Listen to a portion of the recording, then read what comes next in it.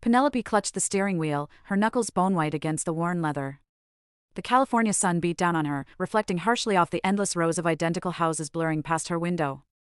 Each one a sterile box, a monument to suburban conformity, the antithesis of what she envisioned for Clara. Yet, this was it. This was the culmination of years of relentless work, of sacrifices made in silence, of a burning desire to rewrite a narrative etched in bitterness and regret. This was Penelope buying Clara her dream home. A bitter smile twisted her lips. Dream home. The words tasted like ash in her mouth. What dreams had Clara ever truly had? What aspirations hadn't been twisted and poisoned by the insidious lies that had seeped into their childhood, turning their parents against Penelope and painting Clara as the innocent victim? Penelope remembered. Oh, how she remembered. Every whispered accusation, every manufactured tear, every calculated manipulation designed to secure Clara's position as the favored daughter. Clara, the golden child, the delicate flower, the recipient of all the love and attention, while Penelope was relegated to the shadows, labeled as difficult, rebellious, and ungrateful. The accusations had been petty at first, the kind of childish squabbles that most siblings endured and eventually forgot. A missing doll blamed on Penelope's clumsiness, a broken vase attributed to her recklessness, a stolen crayon conveniently found in her room. But as they grew older, the lies escalated, becoming more elaborate and insidious, designed to undermine Penelope's character and alienate her from her own family. She remembered the time she had painstakingly crafted a clay sculpture for her mother's birthday, a small, misshapen bird that represented her clumsy attempts to express her love. Clara, with her practiced innocence, had accidentally knocked it off the shelf, shattering it into 1,000 pieces. Then, with a perfectly timed sob, she had told their mother that Penelope had deliberately destroyed it in a fit of jealousy. The lie had been so convincing, so perfectly delivered, that Penelope had been punished, forced to spend her birthday alone in her room, the echo of her mother's disappointment ringing in her ears.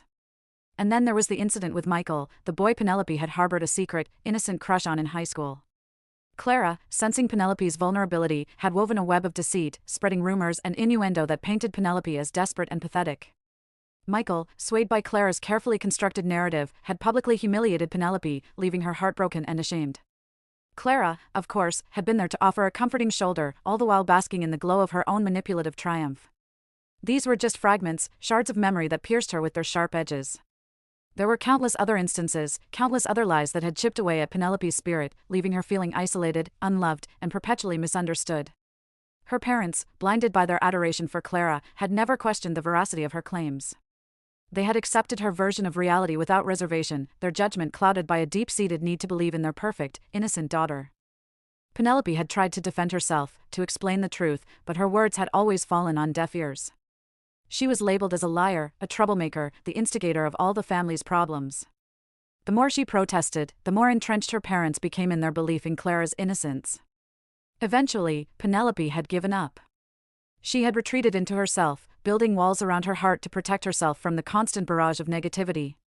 She focused on her studies, throwing herself into her work with a fierce determination.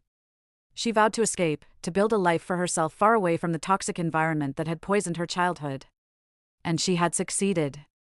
Through sheer grit and determination, she had earned a scholarship to a prestigious university, graduated with honors, and landed a high-paying job in a competitive field. She had built a successful career, a life of independence and financial security. She had proven to herself that she was capable, intelligent, and worthy of love, even if her own parents couldn't see it. But the scars of her childhood remained, etched deep within her psyche. The constant feeling of being unworthy, the ingrained belief that she was somehow flawed, the lingering resentment towards Clara for the lies that had shaped her life, these were burdens that she carried with her every day. And then, Clara had come calling. Years had passed since Penelope had last spoken to her sister. They had drifted apart, their lives diverging along different paths. Penelope had deliberately avoided contact, unwilling to reopen old wounds. But Clara, it seemed, was not willing to let the past remain buried. She had called Penelope, her voice dripping with a saccharine sweetness that Penelope immediately recognized as disingenuous. She had explained that she was in trouble, that she was facing financial ruin, that she was about to lose her home. She had painted a picture of desperation and despair, appealing to Penelope's sense of sisterly obligation. Penelope, initially, had been unmoved.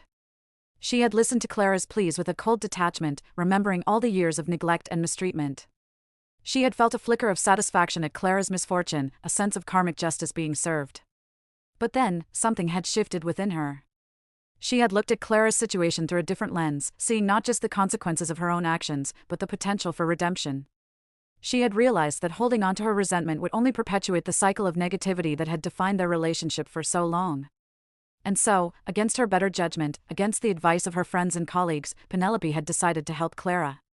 She had offered to buy her a new home, a fresh start, a chance to rebuild her life. Now, as she drove towards the pristine, cookie-cutter house that represented Clara's second chance, Penelope questioned her own motives.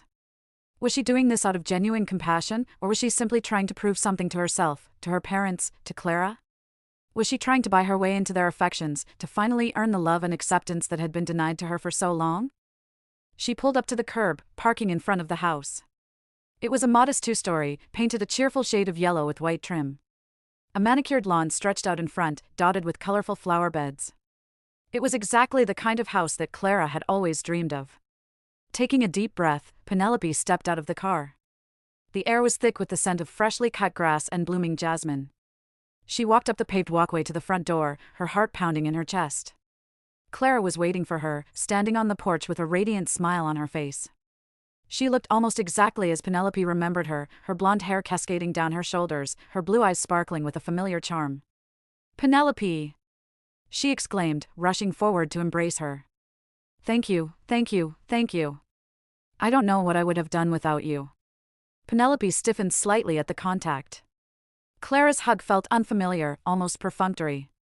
She pulled back, forcing a smile. "You're welcome, Clara," she said, her voice sounding strained even to her own ears. Clara, seemingly oblivious to Penelope's discomfort, led her inside the house. The interior was just as pristine and sterile as the exterior, decorated in a bland, inoffensive style that reflected Clara's taste perfectly. "It's beautiful, isn't it?" Clara gushed, gesturing around the living room. "I can't believe this is all mine. I owe it all to you, Penelope." Penelope nodded, her gaze sweeping over the room. It was a far cry from the cozy, character-filled home that she had always envisioned for herself. But it was perfect for Clara. "I'm glad you like it," she said, her voice still sounding hollow. Clara led Penelope on a tour of the house, showing off each room with a practiced enthusiasm. She pointed out the features that she loved the most: the granite countertops in the kitchen, the walk-in closet in the master bedroom, the spacious backyard with its potential for a swimming pool. Penelope listened politely, offering the appropriate compliments, but her mind was elsewhere. She was still grappling with her own conflicting emotions, still trying to reconcile her desire to help Clara with her lingering resentment towards the past. As they stood in the backyard, gazing out at the manicured lawn, Clara turned to Penelope, her expression suddenly serious. "Penelope," she said, her voice soft, "I want to thank you, not just for the house, but for everything. For being such a good sister, even when I didn't deserve it." Penelope stared at Clara, her heart pounding in her chest. This was the moment she had been waiting for, the moment when Clara would finally acknowledge her past transgressions, the moment when she would finally apologize for the lies that had poisoned their childhood. But the apology never came. Instead, Clara launched into a self-serving monologue, justifying her past actions and minimizing the harm she had caused. She explained that she had only been trying to protect herself, that she had been insecure and afraid of being overshadowed by Penelope's intelligence and talent. She claimed that she had never intended to hurt Penelope, that she had simply been trying to survive in a competitive environment. Penelope listened in stunned silence, her hopes slowly crumbling into dust. She had expected an apology, a confession, a genuine expression of remorse. But instead, she was met with rationalization, self-pity, and a complete lack of accountability. "So, you're saying it was my fault?" Penelope asked, her voice barely a whisper. Clara looked at her, her eyes wide with innocence. "No, Penelope, that's not what I'm saying at all," she protested. "I'm just saying that things were complicated back then. We were both young and immature. We both made mistakes." Penelope stared at Clara, her expression hardening. She had come here hoping for reconciliation, hoping to finally put the past behind them. But it was clear that Clara was not capable of genuine remorse, that she was still trapped in her own self-serving narrative. "You know what, Clara?" Penelope said, her voice rising with anger. "I'm done. I'm done trying to fix things. I'm done trying to earn your love and acceptance. I'm done with all of it." She turned and walked away, leaving Clara standing alone in the backyard of her dream home. As she drove away, Penelope felt a sense of liberation, a feeling of finally breaking free from the chains of the past. She had tried to help Clara, she had offered her a second chance, but she could not force her to change. She could not force her to acknowledge the truth. From that day forward, Penelope resolved to focus on her own happiness, to build a life based on authenticity and self-respect. She realized that true forgiveness came not from receiving an apology, but from letting go of resentment and embracing the present moment. The dream home, she understood, was not a place. It was a state of mind. It was the ability to find peace and contentment within oneself, regardless of the circumstances. And Penelope, finally, was on her way to finding her own dream home, a home built on the foundation of self-love and acceptance.